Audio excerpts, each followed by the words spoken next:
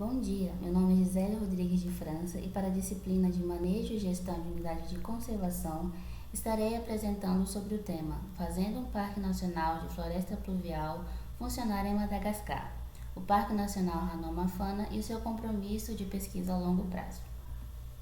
Começarei falando um pouco sobre a biodiversidade de Madagascar, um grande país insular situado perto da costa sudeste da África, que é a quarta maior ilha do mundo e apontada como uma prioridade de conservação, pois contém uma das mais ricas combinações de flora e fauna endêmicas, ou seja, espécie de animal ou vegetal que ocorre somente em uma determinada região geográfica e única do planeta. Diversas espécies de baobás, de flora espinhosa do deserto, de árvores de floresta pluvial, orquídeas, lêmures, sapos, camaleões, tenreques, peixes de água doce e aves.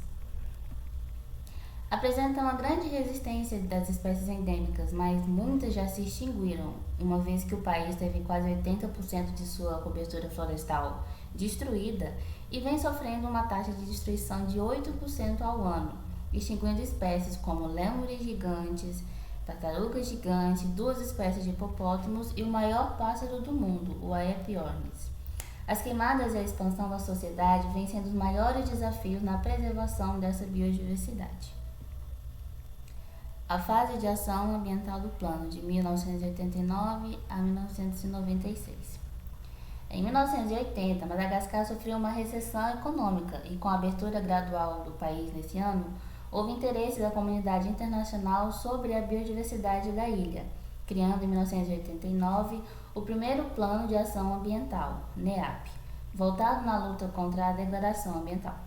Recebeu ajuda de instituições financeiras internacionais, estabelecendo e fortalecendo instituição nacional de pesquisa ligada ao meio ambiente, titulação das terras, atualização de mapas e implementação de projetos integrados de conservação e desenvolvimento, ICDPs. Um desses parques, o Ranomafana, foi decretado oficialmente em 1991, cuja iniciativa de protegê-lo se deu pela descoberta do lêmure bambu dourado e pela grande biodiversidade das florestas próximas. O parque protege uma faixa estreita de florestas remanescentes, pluviais, de encosta e planície. Os limites do parque foram definidos com a colaboração de vilarejos, englobando 43.500 hectares. A floresta era muito apreciada por ornitólogos, botânicos, herpetólogos e primatólogos por sua biodiversidade, e estações foram criadas com um pequeno laboratório, onde há a presença de pesquisadores que vêm de cerca de 35 universidades e museus e que desenvolvem publicação, pesquisas de tese de doutorado, dissertação de mestrado e treinam estudantes e pessoas que residem ali. Em 95 foi estabelecido um monitoramento em 7 locais, estudando interações plantas-animais, síndrome de polinização, dispersão de semente, impacto da extração de madeira, desmatamento sobre os rios e sobre a saúde, impacto dos habitantes sobre a saúde da biodiversidade. Pesquisadores também auxiliaram na saúde, educação e desenvolvimento agrícola nas comunidades ao redor do parque, uma vez que, trazendo inovação, assistência técnica, assistência para alfabetização, pequenos projetos de reflorestamento, primeiros socorros básicos e cuidados médicos, educação nutricional e sanitária e até assistência técnica na construção de microbarragens, que aumenta a área de arroz irrigado, uma vez que a cultura do arroz tem ajudado as comunidades a serem autossuficientes em relação à alimentação. Dados econômicos do ecoturismo. As trilhas criadas para estudar o comportamento e ecologia dos lêmures tornaram-se muito observadas, e então veio a possibilidade da utilização da área para o ecoturismo tornou-se muito mais firme. Facilitada pela melhoria das estradas, a fácil observação dos lêmures, presença de fontes de água mineral quente, divulgação por revista de turismo, imprensa internacional, tudo num contrato onde as taxas cobradas na entrada das áreas seriam divididas com as comunidades locais, pela Associação Nacional para a Gestão de Áreas Protegidas, ANGAP, e a comunidade para desenvolver microprojetos. Quando os grandes financiamentos acabam. Os projetos financiados pela Agência dos Estados Unidos para o Desenvolvimento Internacional, USAID, estavam seguros por 15 anos, mas lá em 96 a eficácia começou a ser questionada por essa agência, pelo Banco Mundial, pela ANGAP e pela ONU, que é a Agência Nacional do Meio Ambiente.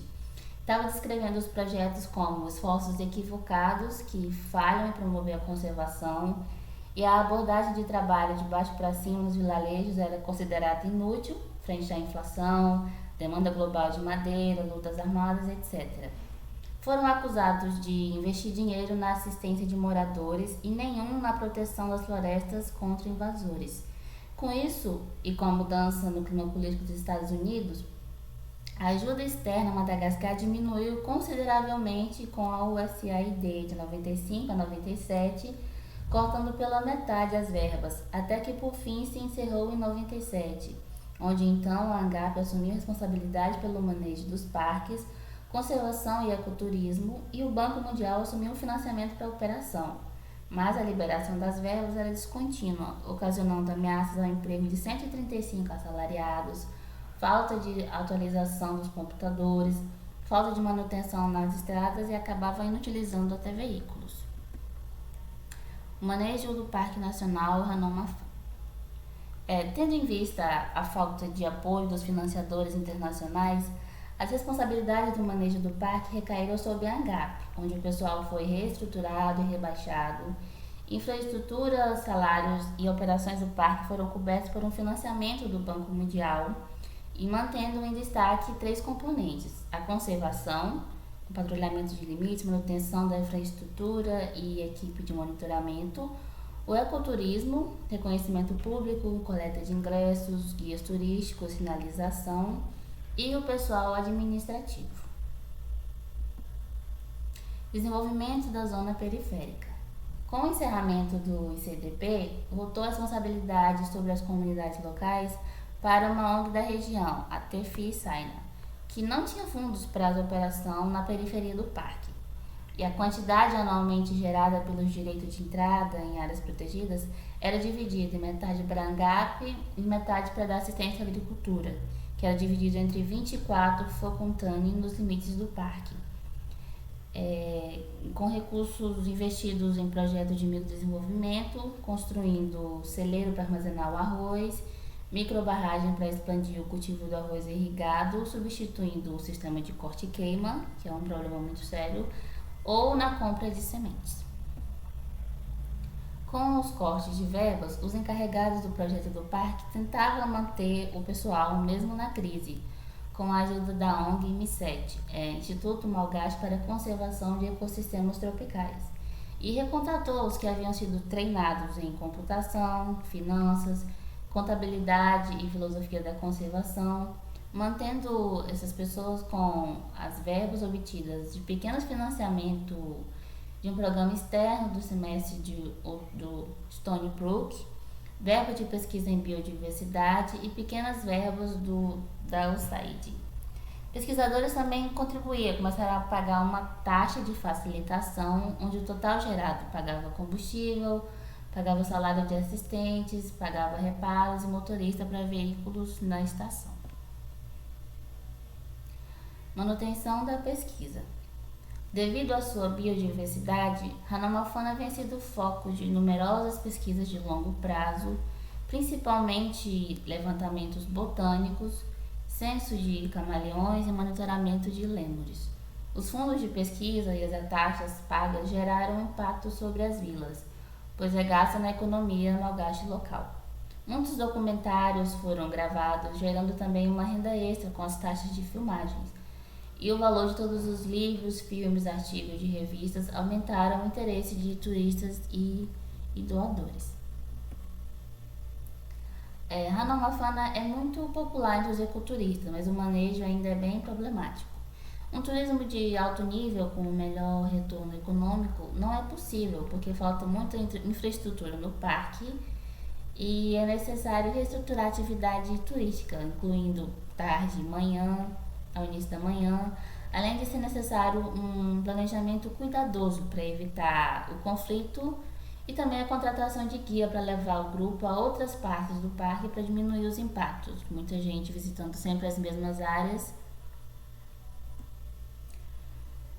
A princípio, não haviam sido equipadas estações de pesquisa a longo prazo, o que é surpreendente num país com tanta diversidade de alto valor mundial, onde tem pesquisas em biologia, geografia, antropologia e conservação crescendo.